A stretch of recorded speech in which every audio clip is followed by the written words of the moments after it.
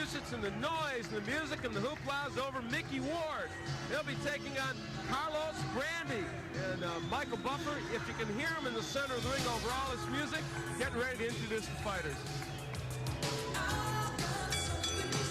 Ladies and gentlemen, man your battle stations. This is the first of our featured 10-round bouts. This is in the junior welterweight division. The referee for this contest is Nick Previty. Introducing first in the blue corner. He's wearing the black trunks with red trim and weighs 141 pounds. From Mendoza, Argentina, undefeated with a professional record of 10 victories and 1 draw, 5 KOs. Let's hear it for Carlos William Brandi. And in the red corner, wearing the white trunks, he weighs an even 140 pounds. From Lowell, Massachusetts, undefeated in 10 consecutive bouts, 7 of those by knockout victory. Ladies and gentlemen, Irish Micky Ward. Yeah, they come out in force for Micky Ward here in Lowell, Massachusetts. They pass out hats and everything. I made Dave put one back. I told him he had to be objective. No, that's not true. I just didn't want to pay the $3. That was what it was. They get their instructions from Nick Previty, the referee. And there is Brandi from Argentina, and Micky Ward who beat John Ray Fuse in his last fight, from Lowell.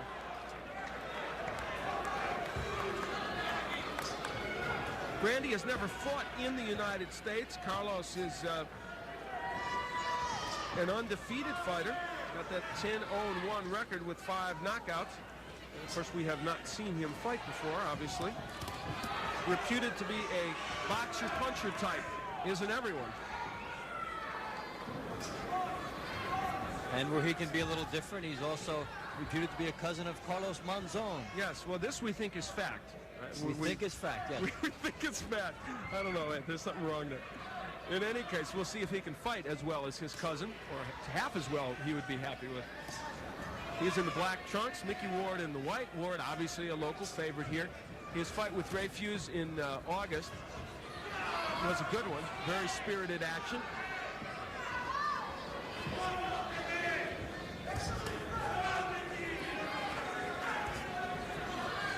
He passed a couple tests in that last fight, going 8 rounds and being the headliner here. The crowd really pumped Ward up early in that fight, and he thought that made him a little bit over-anxious in the early going. And this is his first 10-round fight, so he is conscious of trying to pace himself, though he'd like to get a knockout, obviously. He realizes that there is a good chance he would have to go 10 in this fight. He's facing an undefeated fighter.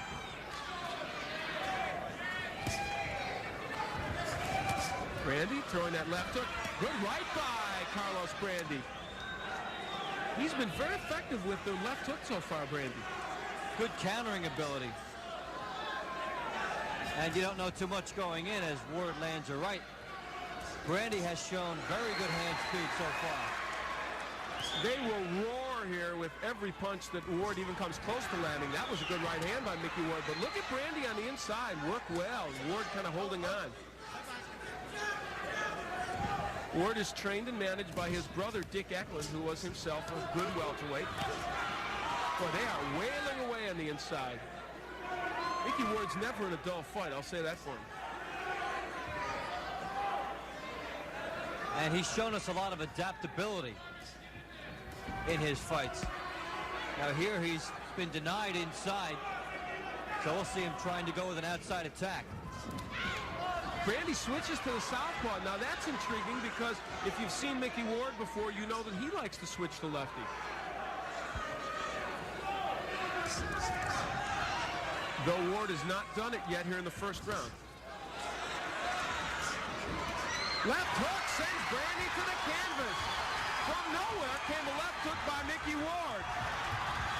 Wow, that's a surprise. Brandi having a very good first round, but a left hook sent him down. An off-balance knockdown. And Brandi turns to southpaw for the remaining few seconds of this first round. So an intriguing ending to what looked like it might be a tough first round for that man, Micky Ward. Dick Eklund, let's listen in. Well, we'll actually get a chance to see the knockdown.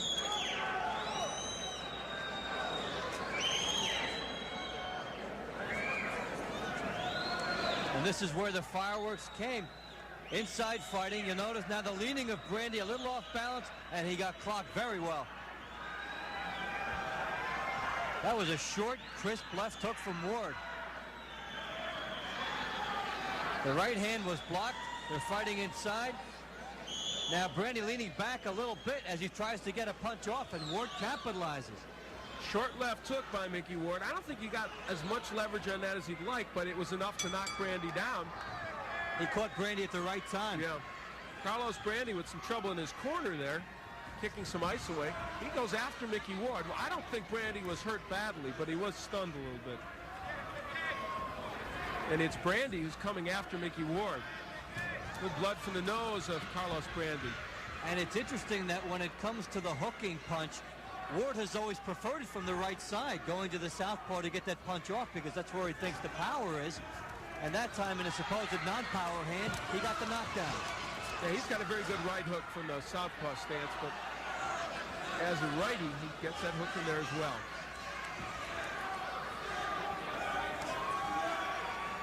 And he may have captured a first round with that knockdown that probably would have gone to Brandi, I would think.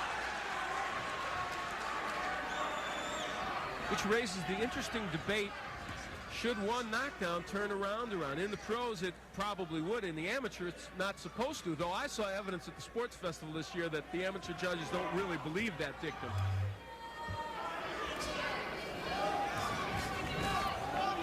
Left hooks by Brandi. We're in round 2. This one is scheduled for 10. Micky Ward in the white and Carlos Brandi from Argentina making his first visit to the United States in the black, and he is nailed by a right hand by Micky Ward. Another right. Brandi ready to go. It'll be called a knockdown because he grabbed onto the rope. 3 booming right hands.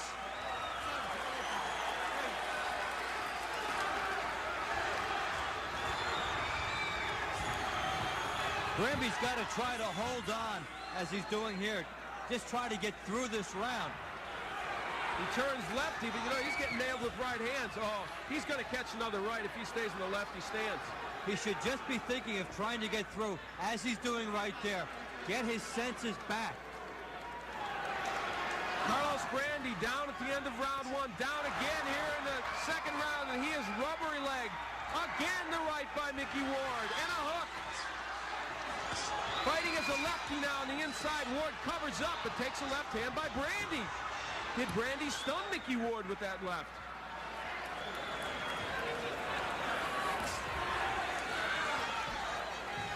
Now you see Ward as he does get in close, likes to go to the right side and try the right hook. 20-year-old Micky Ward against 27-year-old Carlos Brandi, and Carlos having a rocky trip here, his first one to the United States. He is getting nailed by Ward. Nothing on Brandi's punches. The hook sends him down again. It might be over. It is.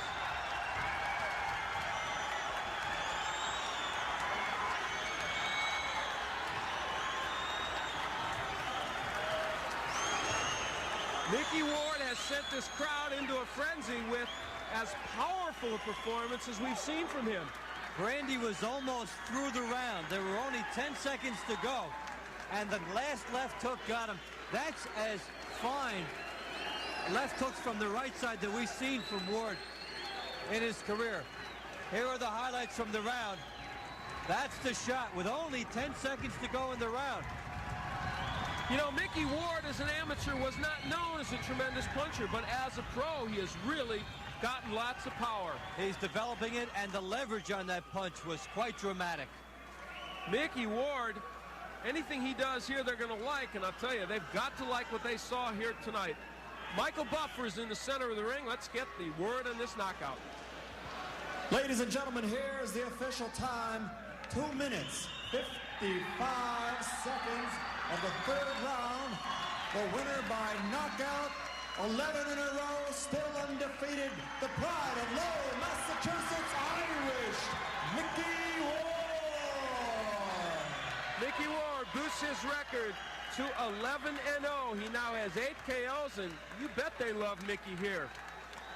The local crowd eating it up. Carlos Brandi suffers his first loss as a pro. What will Micky Ward and his manager Dick Eklund have to say about this one? We'll find out when we return for more Top Rank Boxing. We are back in Lowell, Massachusetts, where this gentleman, Micky Ward, is a happy little puppy. I'll tell you, you were incredible tonight. That was as good a performance from you as we have seen, and we've seen some good ones.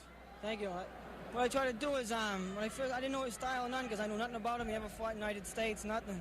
So I was trying to do the first round. I was just take my time, keep my hands up. Because you don't want to get caught. That style he had, he'd come from he was winging him, and I know he's kind of strong. Just missing, I'm saying to myself, well, you got a pretty good punch, but like I said, I just took my time and just waited, and I caught him in the first round. Once I put him down once, I knew if I caught him one more time, he was... All right, let's take a look at that, Micky, and you can look at where you got him that first round. Yeah, that was a good right hand there. I don't know if that was where you hurt him, and then you sent him down with another right hand.